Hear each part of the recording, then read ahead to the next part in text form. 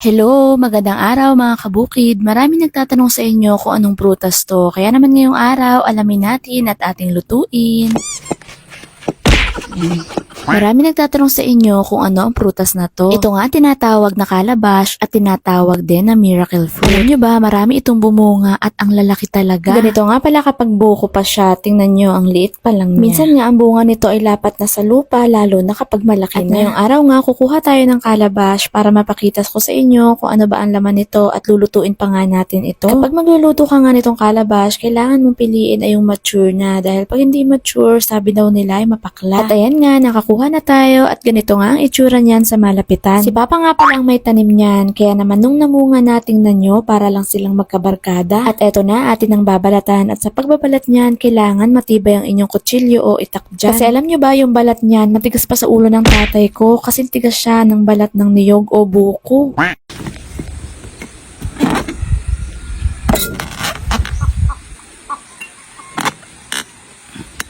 Hindi ko na nga napakita kung paano nabuksan yan. Basta matigas yan. At nung nabuksan na, eto ang laman niya. Ayan nga, yung itsura niya parang yung laman ng patola. Tapos marami nga rin siyang buto at malambot lang yung laman niya kasing lambot ng bunbuna ng aking ama. At pagkatapos natin mabuksan, ayan, kukuhain na natin yung laman niya. Pwede mo din kayudin at pwede mo rin naman kutsarain. Laman nga lang ang lulutuin natin at paalala dahil sabi nila hindi daw yan pwedeng kainin ng hilaw dahil nakakahilo daw yan. Lahat ng nakayod natin ilalagay natin sa malinis na lalagyan at mamaya tuturuan ko kayong magluto niyan. Marami nga nagsasabi na marami itong benepisyo at maganda sa katawan. Kaya naman yung tatay ko palagi nagluluto at iniinom din niya yan. Nasobrahan na nga yata sa pag-inom kaya naman yung ulo niya naging calabash na. O diba, ang cute talaga ng aking ama. Tingnan nyo, magkamukha talaga sila. Hoy, grabe, yung balat niya sobrang tigas talaga. Kaya naman ito ginawa kong helmet ni Papa. Yan. Kaya, mga helmet nga, tunay, pwede pag nakamotor kayo, ganyan ang helmet niya. Kanya hati kasi yan. Oh, nag-slide. Oh, ramdam niya? O diba, kahit nakailang kaltok, hindi naramdaman ang ulo niya. Kaya naman safe na safe ka ngayon, Papa. Share ko na nga din pala na marami nga nagko-comment na nakakatuwa ang banding naming mag-ama. Super close kasi talaga kami at ganyan talaga kami magbiroan. At kahit nga anong ginagawa ko, sinusuportahan niya. Ay, ang dami pa.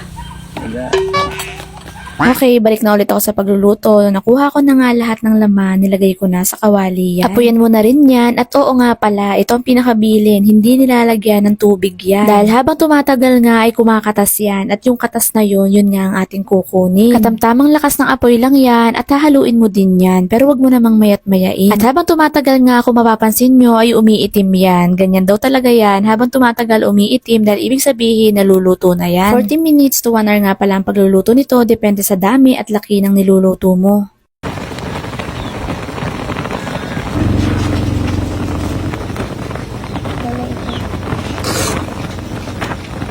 Pagkalipas ng isang oras, pwede mo nang hanguin at palamigin yan. Ayan, pinalamig ko na yan. Gabi na nga kasing natapos ang pagpapakulo ko dyan, kaya naman ito, kinabukasan ko ng napigayan. Pwede ka nga palang gumamit ng strainer sa pagkuha ng katas niyan, pero ako, tela ang ginamit ko dahil pipigain natin yan mano-mano. Oo naman, syempre, bago ako magpiga dyan, naghugas naman ako ng kamay. Ayan, pigain nyo lang ng todo para makuha nyo lahat ng katas. Basta isipin nyo lang, ang pinipiga nyo ay ang mga nguso ng mga chismosa dyan sa inyo. At oo nga pala, yung pinagpigaan nyong calabash, huwag nyong itatapon dahil pwede nyong gawing fertilizer yan sa mga tanim at halaman nyo. At eto na, nakuha na natin lahat ng katash ng calabash. Bale, ito na nga yung iniinom dito at alam nyo ba, first time ko nga rin makakatikim nito. Mas masarap nga daw ito kapag malamig, kaya ayan, nilagay ko muna sa ref. At kung medyo malamig na, kinuha ko na at naglagay na rin ako ng yelo para makita natin kung masarap ba talaga.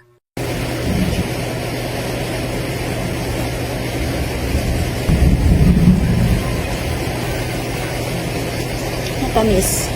May Ayan, kung hindi nyo nga narinig, ang lasa nga niya ay matamis na sa dulo ay may pait. Basta para ka lang umiinom ng wine. Kaya naman simula ngayon, iinom na ako nito tuwing hapon dahil sabi nga nila maganda daw ito sa katawan. Kaya naman kung may tanim kayo nito, gawin nyo na rin yan. At sana naman may natutunan kayo sa aking video. O sige, share ko lang naman yun. Abangan mo na lang ulit bukas ang mini vlog ko. Bye!